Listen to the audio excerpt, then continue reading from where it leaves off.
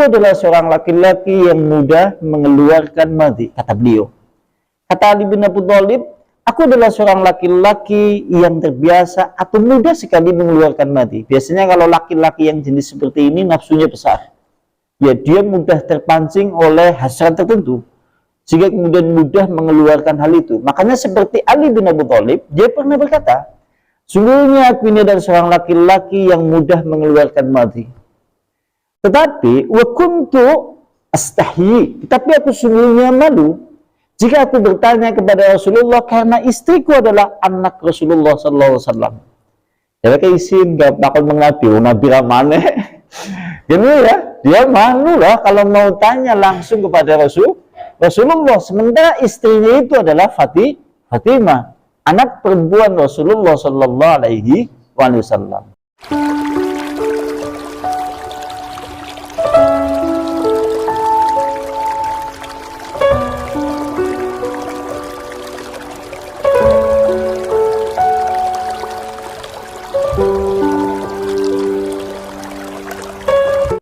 Assalamualaikum warahmatullahi wabarakatuh.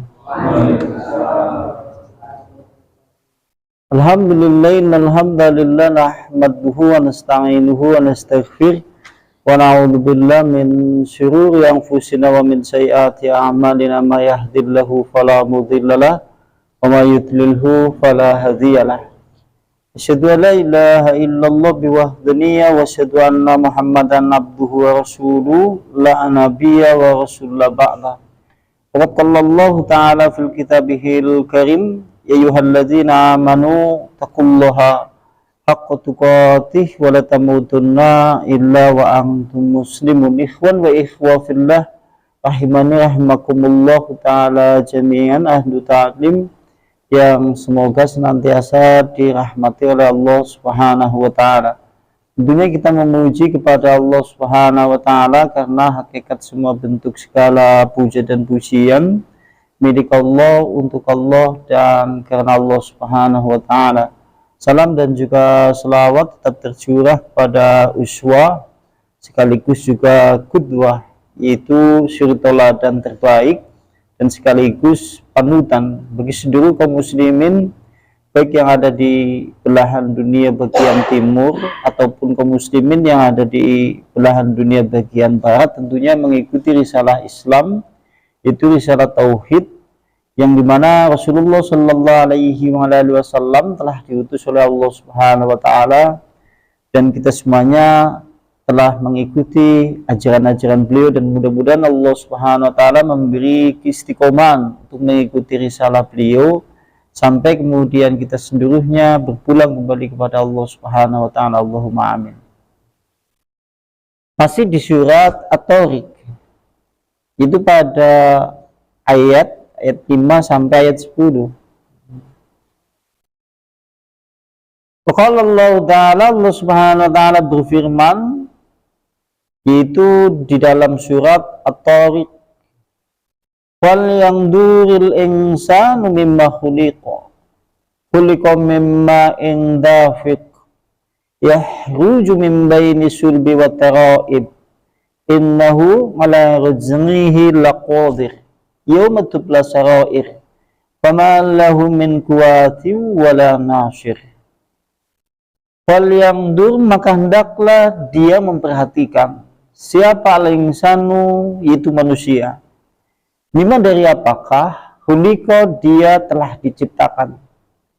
Khuliqa dia manusia telah diciptakan, mimma yaitu dari air mani, dafik yang terpancar, yahruju yang akan keluar, min dari baini di antara sulbi, tulang sulbi laki-laki, wataraib dan tulang dada perempuan. Innahu, sungguhnya dia Allah, ala rajmihi atas pengembaliannya, laqadir, sungguh dia berkuasa. Yauma, pada hari tubla akan ditampakkan asyarair, rahasia-rahasia. Fama, maka tidaklah lahu bagi manusia min kuatin dari kekuatan, wala dan tidak pula nasir, yaitu penolong. Surat Tariq ayatnya ayat 5 sampai ayat 10. Kalau seandainya kemudian kita artikan jadi, maka Maka hendaklah manusia itu memperhatikan dari apakah dia diciptakan. Dia diciptakan yaitu dari air mani yang terpancar, di mana air mani itu keluar dari tulang sulbi laki-laki dan tulang dada perempuan. Sesungguhnya pengembalian bagi Allah Subhanahu wa taala untuk menciptakan kembali, maka sungguh Dia berkuasa. Maka pada hari ditampakkan segala rahasia-rahasia, maka tidak ada bagi manusia pada hari itu yaitu kekuatan, dan juga tidak ada penolong kecuali hanya Allah Subhanahu wa taala. Surat At-Tariq ayat 5 sampai ayat 10. Kemudian kita lihat penafsirannya.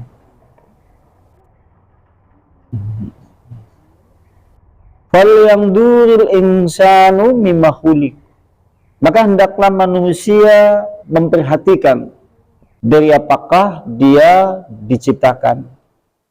Maksudnya adalah tanbihu lil insani ala dha'fin aslihi alladhi khuliqa minhu wa irsadun lahu illa idrafi bil mi'ad li'anna min qadarin ala bada'ati wa huwa qadirun ala al-inadzati bidrakil ula. Maksudnya adalah tanbihu lil insan, yaitu peringatan bagi manusia tentang segala kelemahan penciptaannya, yaitu dasar penciptaannya. Dan ini sekaligus memberi petunjuk bahwasannya manusia disuruh untuk meyakini dan mengetahui tentang hari kebangkitan. Dan sesungguhnya bagi Allah Subhanahu wa taala Maha menciptakan pada permulaannya, dan Dia Allah Subhanahu wa taala Maha berkuasa untuk menciptakan manusia seperti penciptaan pada mulanya. Maksudnya demikian. Makanya hendaklah manusia memperhatikan dari apakah kemudian dia diciptakan. Maksudnya adalah manusia sesungguhnya adalah makhluk yang lemah dari proses kejadiannya. Sehingga kalau seandainya kemudian kita lihat perkataan dari yaitu Hasan Basri. Hasan Basri kalau disebutkan di dalam kitab yang lain, beliau menyebutkan kaifa yatakabbaru man haraja min sabilil bauli marataini. Kata beliau, bagaimana mungkin manusia itu nanti akan bersikap sombong dan takabur, sementara dirinya dia keluar dari jalan yaitu air kencing 2 kali. Kalimatnya demikian.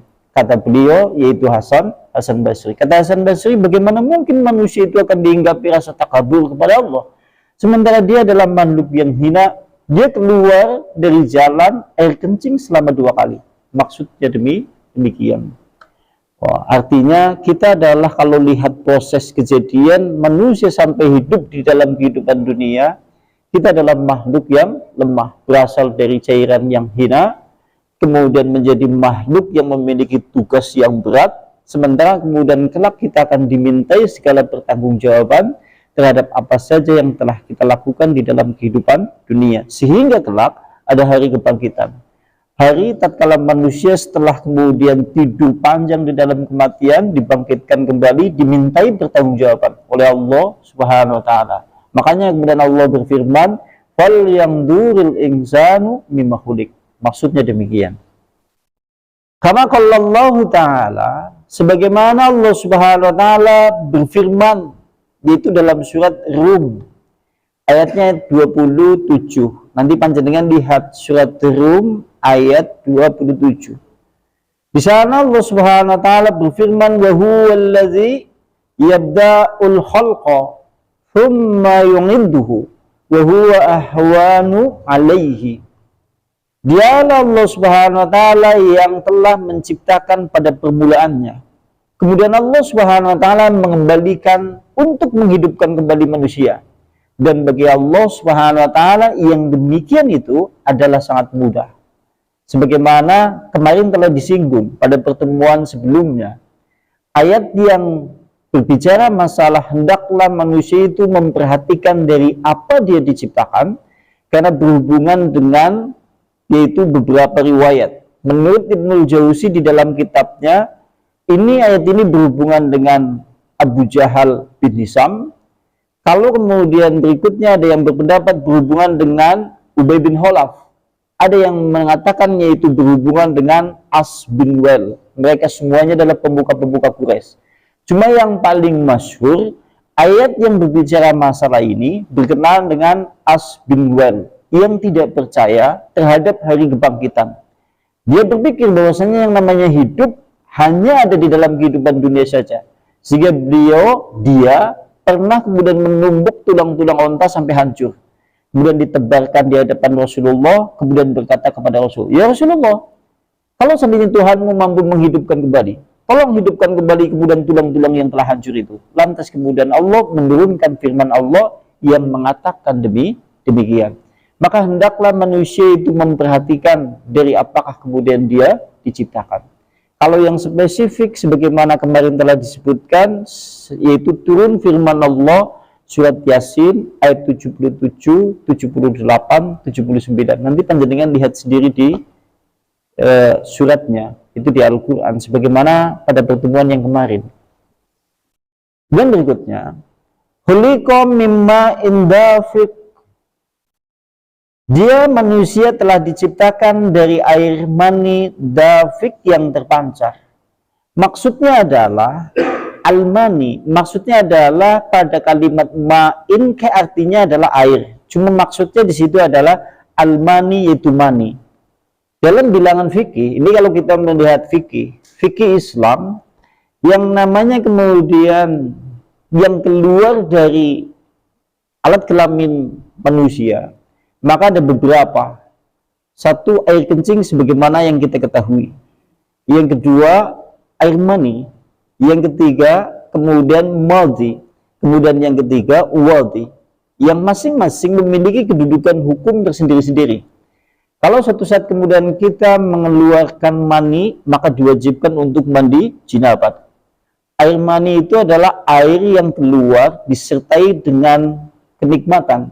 Dan keluarnya itu terpancar sebagaimana yang kita ketahui. Maaf Bu, Mas Budi, kita pembicaraan dewasa. Gitu. Ya, yang keluar disertai dengan kenikmatan dan keluarnya itu terpancar. Jenengannya mani. Ya. Warnanya kuning agak kental kemudian ya, dan keluarnya terpancar. Kalau keluar yang seperti ini sedikit ataupun banyak, maka mewajibkan untuk mandi. Yang keluar metunya sedikit apa hadus, ya tetap hadus. Bahwa segala sesuatu, jangankan kemudian tetes, setengah tetes saja asal keluar, maka itu mewajibkan mandi. Sementara kalau kemudian kita lihat yang kedua, yaitu madhi. Madhi sama air yang keluar dari alat kelamin, dan ini tidak mewajibkan manusianya mandi wajib. Cuma hanya saja membatalkan wudhu. Air madhi ini kemudian keluar, ini biasanya disertai dengan kelezatan cuma tidak terpancar. Air madhi ini keluar, disertai dengan kelezatan dan kenikmatan. Bedanya tidak terpancar. Sing dimaksud terpancar itu, ya, jangan tahu lah. Ya, kalau madhi cuma hanya basah saja. Biasanya ini karena dipengaruhi oleh ya dia bercumbu dengan istrinya sebelum kemudian berhubungan. Ya, biasanya nanti maka keluar mengawali yaitu mandi terlebih dahulu. Kalau keluar itu, maka panjenengan tidak mewajibkan mandi. Cuma kalau suatu saat tidak mau sholat, panjenengan disuruh untuk membersihkan dakarnya. Sebagaimana di dalam hadis Rasulullah, Ali bin Abi Thalib itu pernah bercerita. Kalau dalam satu riwayat, Ali bin Abi Thalib kemudian dia berkata, "Kuntu rajulan madaan." Aku adalah seorang laki-laki yang mudah mengeluarkan madhi, kata beliau. Kata Ali bin Abi Thalib, aku adalah seorang laki-laki yang terbiasa atau mudah sekali mengeluarkan madhi. Biasanya kalau laki-laki yang jenis seperti ini nafsunya besar.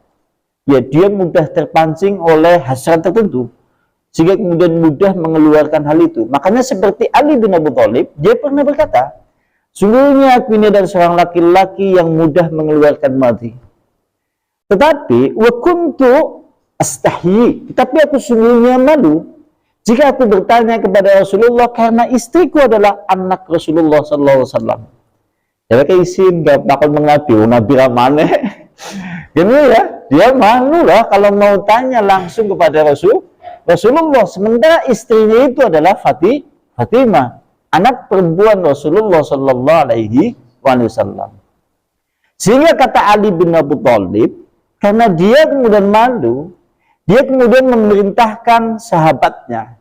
Dia memerintahkan wa amartu al-Miqdad bin Aswad.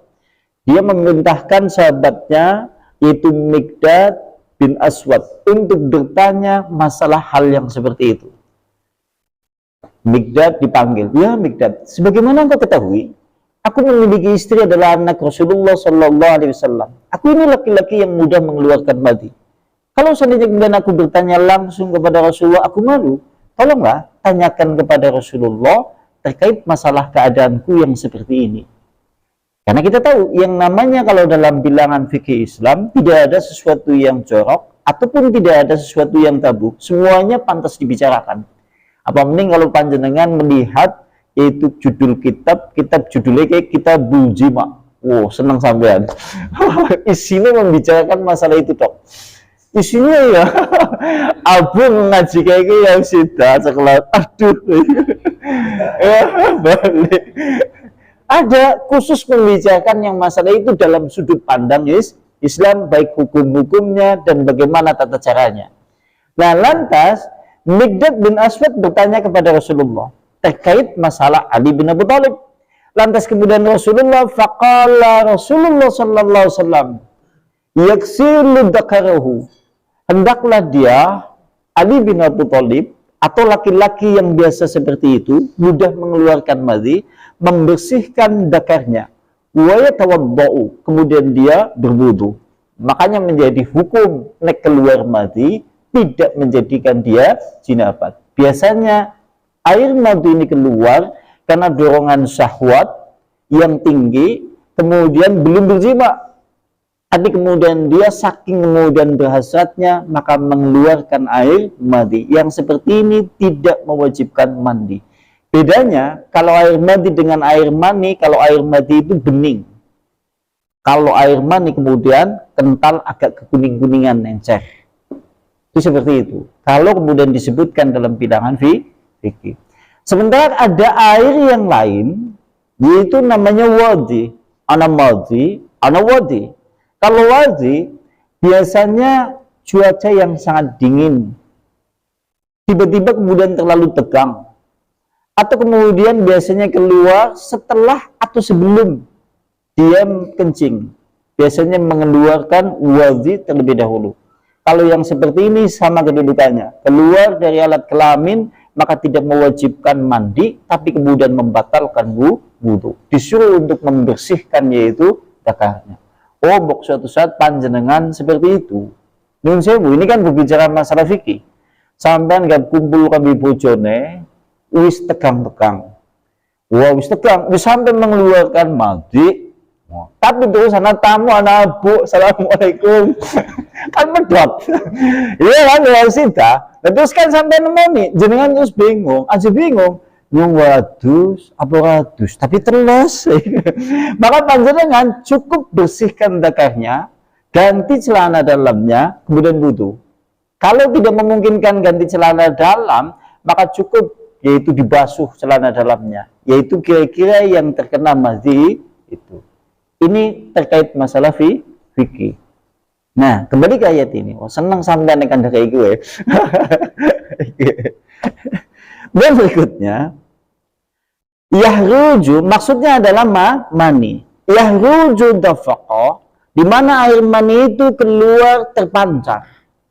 Biasanya keluarnya itu terpancar karena dorongan sehingga kemudian terpancar. Lantas minar rajuli, dari kaum laki-laki, wa minal mar'a, dan indung telur bagi kaum perempuan.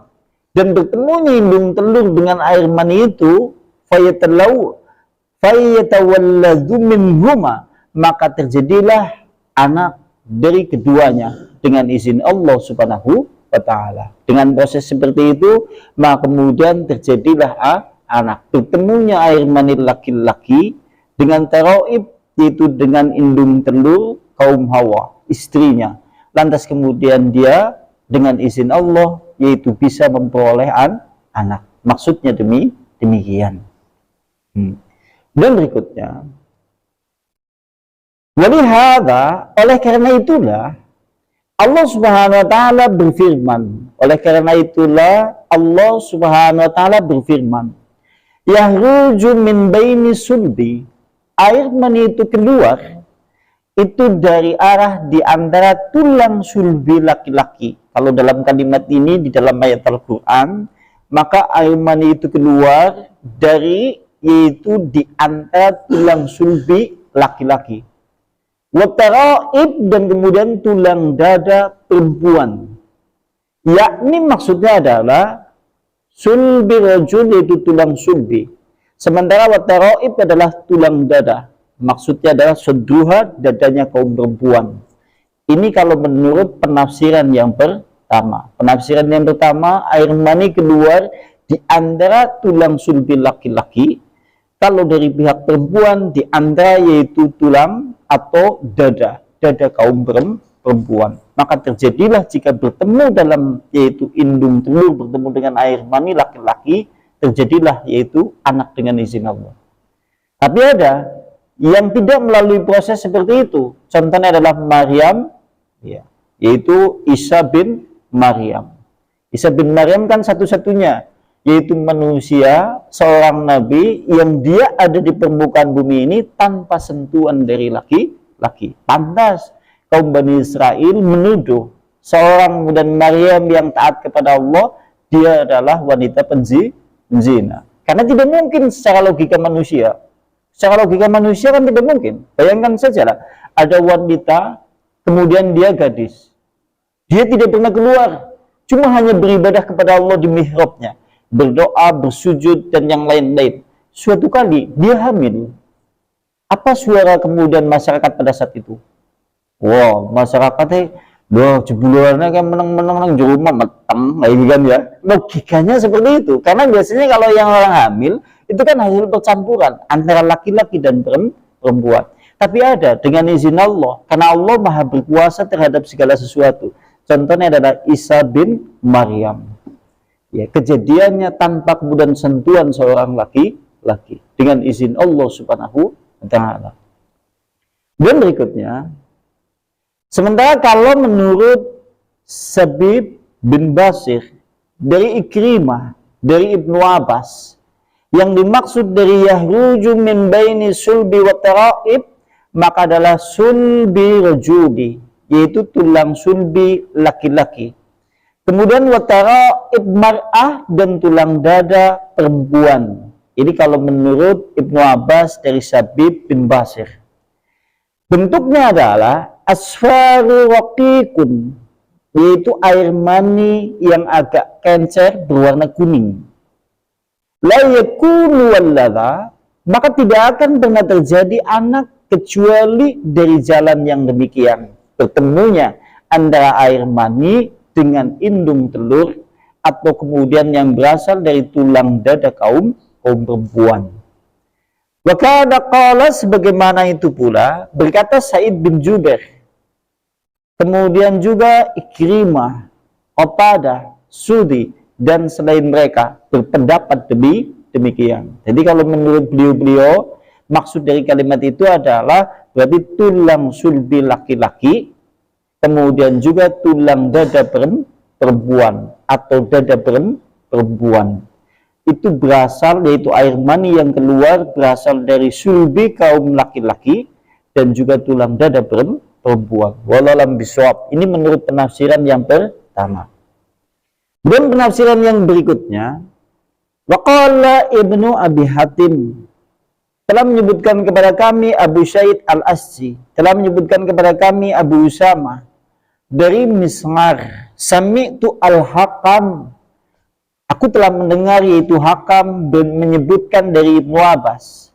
Maksud dari kalimat yahruju min baini sulbi wa taraib, hadza taraib, maksud dari kalimat taraib adalah yaitu tawadda'a yadahu ala sadri, yaitu kalau taraib menurut kemudian dari jalur yang kedua, riwayatnya dari Hakam menyebutkan dari Ibnu Abbas, Tatkala Ibnu Abbas menyebutkan ayat tadi, dia berisyarat meletakkan tangannya di dadanya. Sing jenengane taroib, ini maksudnya ini. Maksudnya demikian. Ini kalau menurut yaitu Ibnu Abbas dari jalur Ibnu Abi Hatim. Waqala ad-Duhaq, sementara berkata itu ad-Duhaq dari Ibnu Abbas, yang dimaksud dari taribatul mar'ah, atau yang dimaksud dari yaitu kalimat wataraib, itu adalah maudungul kiladah, yaitu tempat kalung liontin wanita. Next yang dimaksud taraib maksudnya adalah ini kalau menurut penafsiran yang berikutnya. Wallahualam bisawab terkait masalah itu. Tapi yang paling masyhur tadi, yang namanya kemudian taraib adalah yaitu dada perempuan. Maksudnya seperti itu. Sebagaimana disebutkan pula dari Ikrimah, dari Said bin Jubair, dari Ibnu Abi Thalhah, dari Ibnu Abbas, yang dimaksud dengan taraib adalah baina sadai yiha, yaitu di antara kedua payudaranya. Kalimatnya demikian.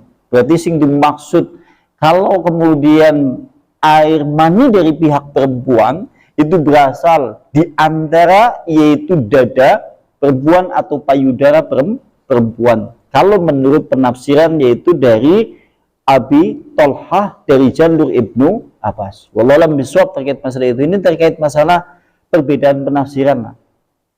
Sementara kalau dari Mujahid, dia menyebutkan maksudnya adalah kedua pundak sampai dada. Kalau dari Mujahid menyebutkan taraib adalah pundak sini sampai dada. Hampir sama penafsirannya lah. Kalau kemudian taraib yang diartikan kalau di dalam terjemahan adalah tulang dada perempuan. Karena ini kan kejadian manusia, maksudnya demikian. Sementara kalau menurut yang lainnya, yaitu taraib maksudnya adalah kerongkongan atau posisi di bawah kerongkongan. Ini kalau menurut penafsiran yang lainnya, yaitu menurut penafsiran yang lain juga disampaikan dari Mujahid.